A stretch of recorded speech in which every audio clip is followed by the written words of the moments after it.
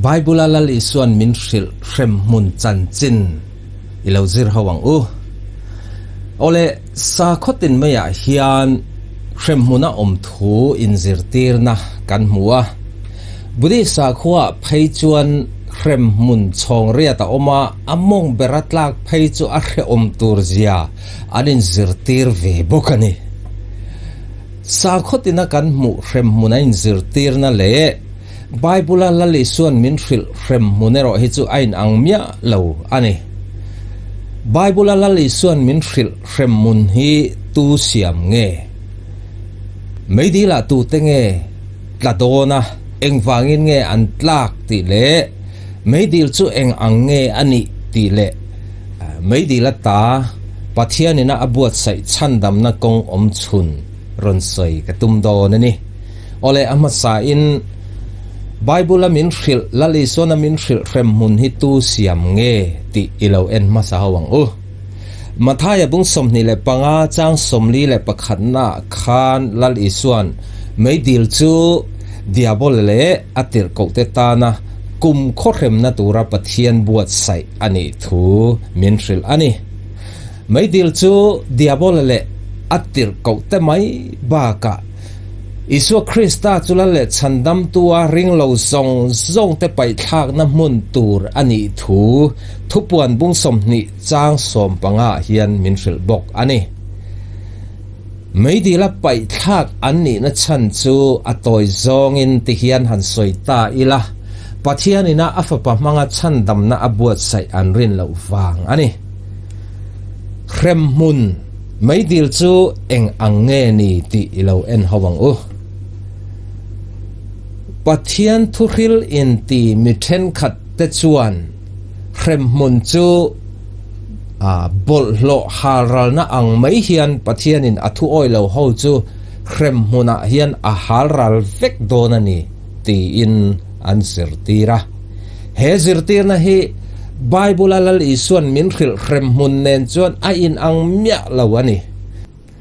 lalisuan Bible min khil meidil khrem mun hi chu bol lo halral na ang maya halral vek na mun ani lawa chatuan khrem na mun ani thu Bible bung le chang tam taka lali suan min hrilani chung Bible bung le chang then khatte chuna kina kan en hodon nia Roman Catholic ho po hianin purgatory a ti in anin zirtira purgatory chu khrem lok na mun ani tin anin zirtira an father te mo an mithiang lim tu te na mo an tong tai sak chuan chu purgatory khrem lok na muna tang chuanin an chuak vat thaya van raman kai thayani ti in an in zirtira ni purgatory ti zirtir na Bible bung le chang pakhat ma kan mulo chuwang chuan Roman Catholic ina an zirtir purgatory khrem lok na mun hi Bible a omya lo zirtir na diklo phua chop zirtir na ani chu mi an thi in an kal na mun tur chatuan mun ni chau oma chumi mun khat zok a chuan an thleng ti thu Bible in min zirtira ring tu da chu an thi vele van rama an thleng ngala ring lo tu pero chu chatuan khrem huna an kal ngal ti chu Bible in min zirtir dan ani Bible lali suan min hril meidil chu bolhlo halral na ang anilawa purgatory khrem lok na mun ang po ani heklawa chatuan khrem mun kal chuana kong om to lo mai kang na tak thidang mia lawa tor na mun to pin tai nei lawa mai sator na mun dam na reng om lo na mun cha le ha thial na mun chatuan khrem mun ani thu lali suan Bible min hril ani mathaya bung som pathum chang somnga lali suan meidil chu cha le ha thial na mei al nal tuk tor na mun ani thu ti hian min hril ani ro tuina meya chuan an payang chuta chuan cha le ha thial a omang ati mathaya bung som paria chang ria ta po lali suan ti hian min hril tin ikutin emo ikein emo ati tluk che chuan tan la pai dai ro kut pahni emo ke pahni emo neya kum khomaya pai ai chuan piang sualin emo ke bayin emo nun na a lu itan athazo ke ati marka bung kwa chang somli le pathum na po mai dil chu mai mit thailo na mun ani thu lal isuan minril ani chobaw chuan kal sual hawina an zirtir angin mai dil chu halral na mun ani lo chatuan na rem na mun ani chu chang somli le pariat na po lal isuan mai dil chu lung thi ngai lo na le mai mit ngai lo na mun ani thu minril ani thupuan bung som ni chang soma mai dil chu chatuan na rem na tor na mun ani thu tir ko zohana mangin lal isuan ti hian minril ani tin anma ni bumtu diabola chu sakol le zol nei der omna meile kat dila chuan an pai ta a ti chuan chatuanin a chhuna zana ngai sakin an omang khrem mun chu top thailo mei sakan na top thailo tor na mun tlan chua na kong pakhat ma om to lo na mun engma dil lo tlin thei to lo na mun chatua na khrem tor na mun ani thu kan riat fia le zual thei na turin luka bung som paruka lali suan mi hausa le lazara chungchang min zirtir thu hi i han en ho lokang u luka bung som paruk chang som pakwa atanga som ni pakhat na kan en chuan din mun in anglo lutuk mi hausa le mi rethei kuddo lazara an om thu kan mu a mi hausa chuan puan senduk le puan zai sin khami hun laya silfen man to asina ni tinin nuam takin a om thin lazara ero chuan silfen tha in bel tur po nei lova atak sapum puya pani na bom khata in en kol na tur sum anei chu soilo ei tur anei lawa mi hausa do ka na tla ei le in te kha ei bei sein mi hausa kong khar bula an mut thin ti kan mu ani chang som ni le pani na kan en chuan lazara chu athita a vantir ko ten abrahama ang chunga an ruaya abrahama ang chunga chon nuam takin a omti chang som ni le pangana khan minril ani chang som ni le pani na mi hausa po chu athia chuan an phuma mi hausa tharau chu khoya nge akal ti chuan chang som ni le pathum na ti hian minril ani tin mithi khwa chuan natak tur rengin a oma a han van vada ka lataka abrahama a ang chunga lazara omnen amuta a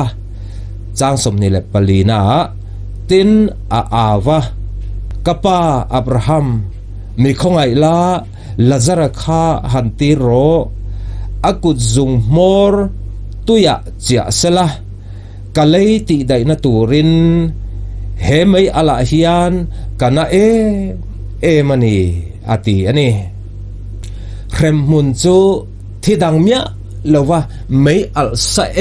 em tor na mun kut zung tanga tui far khatte po cha ngoi na mun ani ti mi hausa khrem mun tla au o tang hian kan hrathei ani chu mai di la mai kang na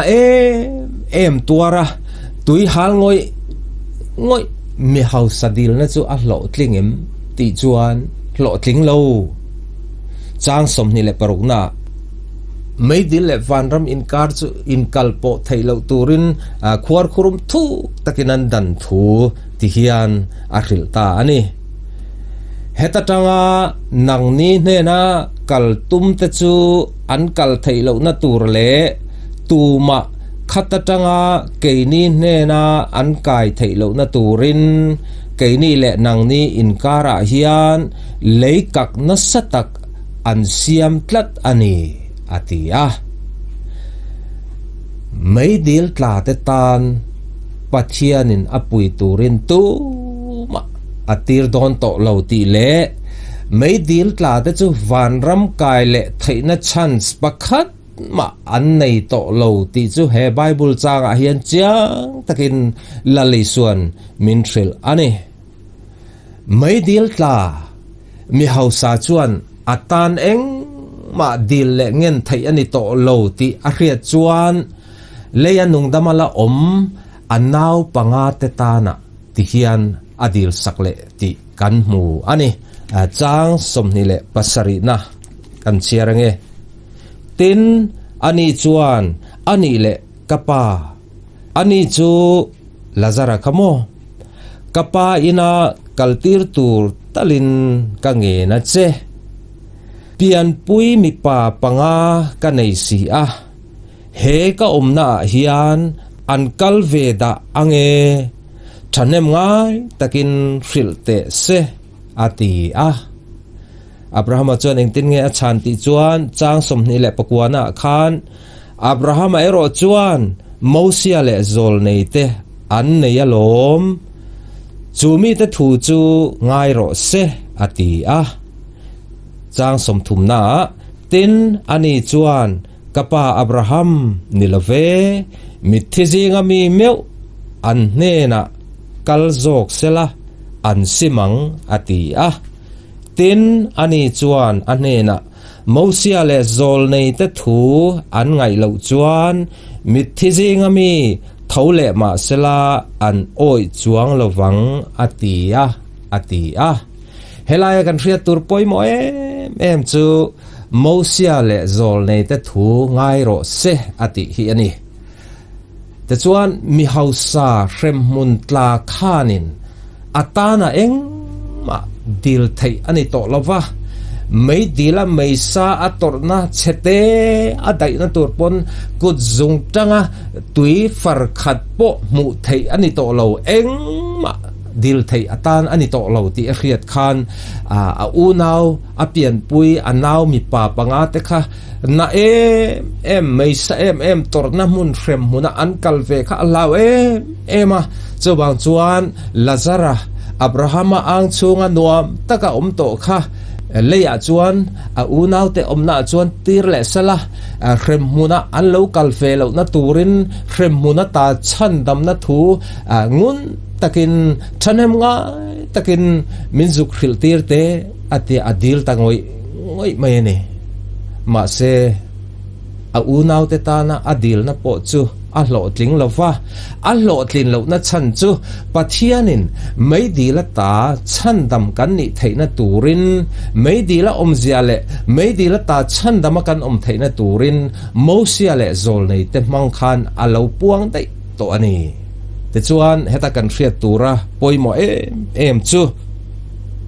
Mosia le zol nei te thu ngai ro se ati hi ani Mosia le zol nei te thu ati hi enge asoina ole keini mizo Bible kan en chuan hei atir lama kan thetheu ome pathian le khabuthiang lim thuthung lui le thuthung thar ti ain zia ko me ni hei helaya po hian pathian le khabuthiang lim ti ain zia kani Hebrai Bible ai ro chuan pathian le khabuthiang lim ti in a in ziak velo hei ka Hebrai Bible ani in muthaya mo ka relo le hei hi Hebrai Bible ani thuthung lui Hebrai Bible ani ya akoma ain zia dan chuan kan mi zo Bible anga pathian le khabuthiang lim ti in ain ziak velowa hei ain ziak chu ti hi ani Torat Banayim Vakabdim ti ani chu eng ti na nge ti chuan Torat ti chu Mosia bu te thutlung lui bumasa panga te khamo Genesis Exodus Leviticus Number Deuteronomy thutlung lui bunga te kha Mosia bu te ti ani mai ba ka dan bu te ti ani ti kan hre ome chu hei Hebrai Bible a chuan Thorat atia chuan Banayim ti chu zol nei te ti na ani Vakatubim ti chu hei atobera Vakatubim ti chu Mosia le zol nei te thuziak ti na ni chuan han soi le tai la Thorat Banayim Vakatubim ti chu Mosia le zol nei te thu ka zia tir kha Bible hi lo ngai thamai ro se Bible a khan khrem muna omzia te van rama omzia te khrem muna ta chan da man ni theina tur eng kim ka khil fek to chu lo ngai mai ro se Abraham ang chung kan hena ka seng lu to Lazar hi ka tir to don lo ati ni chu eng wange ti chuan khrem muna ta chan dam kan ni theina turin pathianin Bible a Mosia le zol nei te mangin min lo khil fek to awangin chawang chuan Bible a ka hril kha ka soi kha oi mei ro se ati ani amaro chu heta mi hausa remhun tlapa hianin Bible a Mosia le zol nei te manga meidila omzia le meidila ta chandam kan ni theina tura pathianina a hril hi ama ta na po khana lo oi lo zia chu a u nau te ta na po khan to ki na ngai lo wa chuwang chon ani lo ka pa Abraham mithizinga mi meu thowa an zuk hril lo chuanin an sim lawang an oi du lawang ati ani chu chuan enge a bei sei ti chuan pathian thu ba ka thilmak ropui tak mai kha abei se ani chu pathian thu hi adik zia fia na tur le khriat tir na turin thilmak ropui tak kha mi hausa kremmun tlapa hian abei se ya a u nau te pon he Bible a thu mai hi chu an ring zo lawang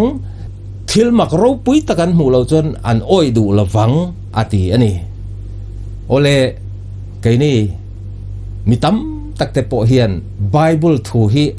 atok lawa chu aya fia dewin lalpa min hriat tir lo fia takin amumang lama te mo chuti khati tenamo kan lo beisei ani chuan beisei to suang che pathianin kan hriat tur om zong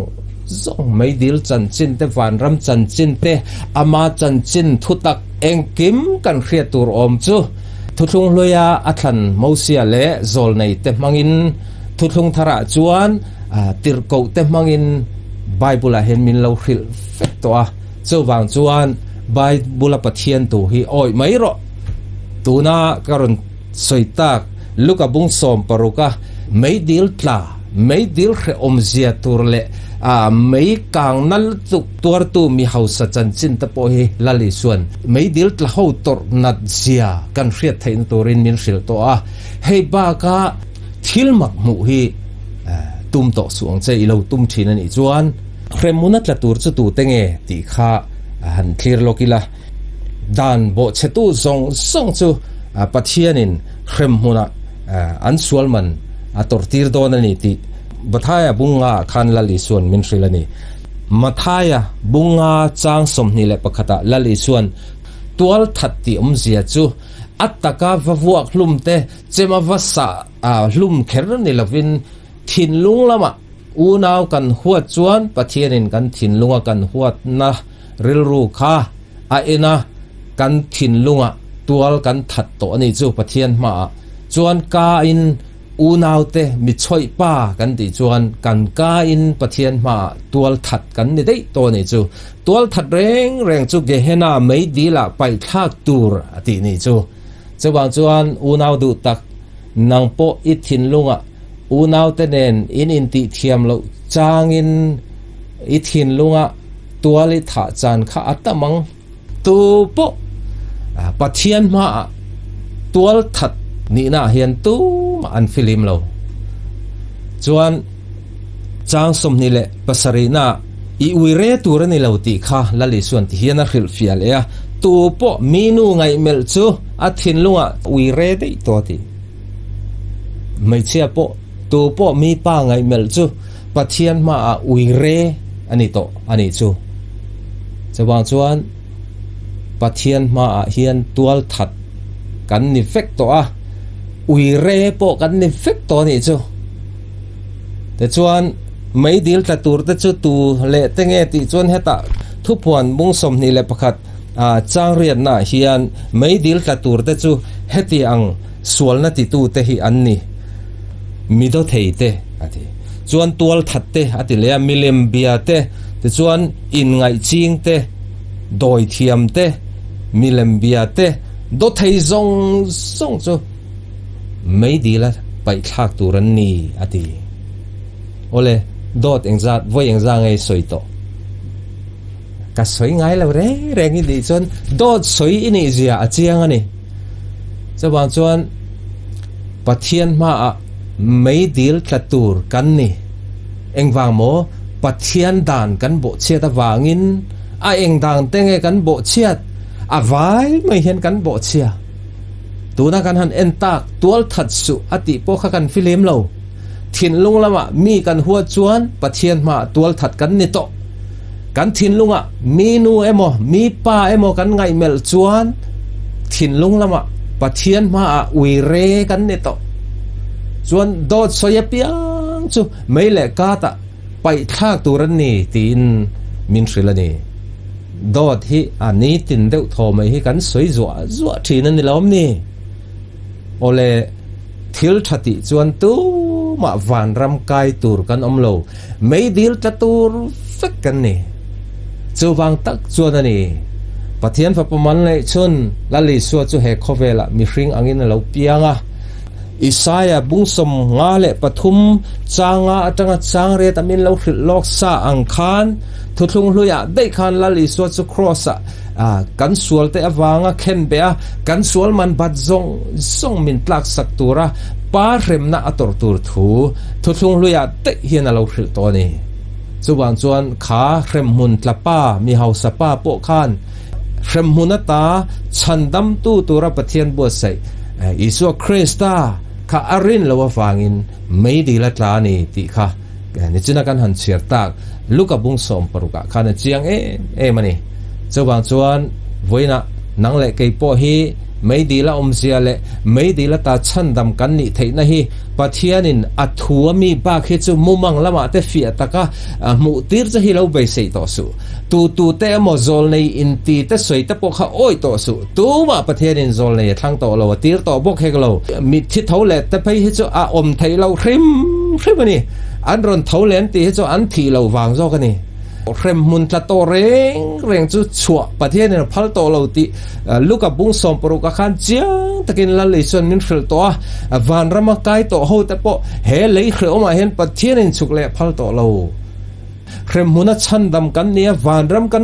kan kai theina tur chuan kan kai theina tur kan sual man bat zong min tlak sak tu lali suwa cross kan thi ain min thi sak to ti bible ina min puan sak min hril hi oi mei ro lalison kan sual man bat zong min tlak fai sak to wangin uire pa po lo ni la tual that pa po lo ni la lalison ngai dam thei che awang le chan chu isual man bat zong ka cross lalison atlak sak to wang che ni chuan rem munata chan dama I om theina ka om theina kong om chun chu kan thi aya thi kan sual man bat zong min tlak sak tu lali sona cross min tho sakna in nga kha ni chu lali so chu ilal le chandam tu avoi khat ma ila pom ngai lawani chuan hun pot sei to su inun na kha engtika nge pathian lak sak don chei hrelo zanina nge naktu ka nge naktipa nge hrelo chawang chuan atlai ma in ko khrana mingziak ini mai kha van rama mingziak na ani lo van rama mingziak to ini chuan ko khrana chuan ni loi ngei turani amaro chu ko khrana loi tam tak lalpa ti te hi van raman kai lo tur thu le ram huai te isua minga not chuaka isua chan chin te soya thilmak tam tak ti te po hi van ram kai lo tur tam takan omti lalison min hril sa to ni chuwang chuan keini enga te zinga po hian Christian chu kan in ti theu ome amaro chu van rama mingziak ni toim van rama mingziak ini theina tur le frem hunat la tur ini na ta chandam ini theina kong omchun pathian bo sai chu sualna nei lo afapa isu Christian crossa itor aya isualman badzong zong alo tak sakna chekhan in nga dro thil thati awangin tu ma van ram kai tur kan omlo dot voi khat kan soya tang khan frem mun la tur kan ni dai to ni chawang chuan khang isul na pathianina adu lo zong do soite ui re na te tual tha na te le bum na eng tin reng pathianina adu lo zong zong zong kha sim turin lali suwa ma isul ngai dam dila te chuan lali suwa chau kha ilal le chandam tua ithin lunga cheng turin tuna hian tong chai na nen pathiani au chuan isul zong zong angai damang chenga khrem hun na chandam in lo ni anga van rama i mingzia ka ni anga i thi ve le ikal na tur chu thi le nat na le lungai na te cha na te mang an na te om to lo na mun isu Krista ang chunga van rama ani chuwang chuan lali suwa chu isul na zong song ngai dam tura in chira lalle chandam tua ila pom lawani chuan tu na hen pom ha ro lali so chula le chandam tua kan pom to ani chuan rem huna ta chandam kan ni to a ni tina pathian du zonga nung tur kan ni pathianin kan hriat tura adu kan zom tur le kan kal san tur adu lo zong zong song te chu heta hen min hril to a he pathian thu hi ni tin chiar la pathian thu hi ne tin zomin inung thewang u lalpan kan zatan malsom ro se